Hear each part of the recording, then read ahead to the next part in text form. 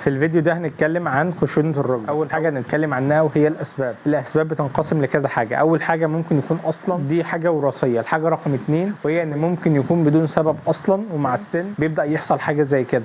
طبعا الوقف فترات طويله ممكن تسبب حاجه زي كده. مع اعوجاج الركبه سواء الداخلي او الخارجي ممكن يسبب حاجه زي كده. طبعا مع التقدم في السن بعد سن ال 40 وال 45 بيبدا يحصل حاجه شبه كده.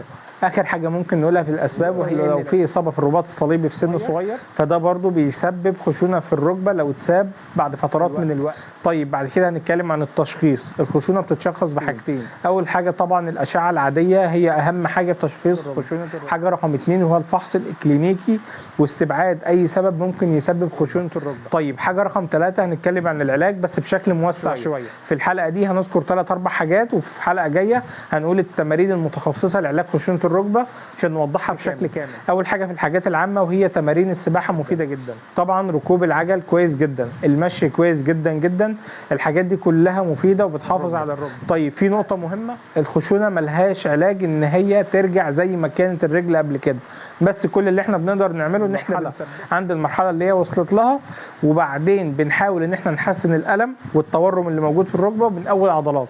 ده طبعا بيفرق كتير جدا. لو عجبك الفيديو بوست واعمل شير للفيديو عشان يستفيد بيه اكبر عدد من الناس، وانتظرونا في الفيديو الجاي واحنا بنتكلم عن التمارين. سلام.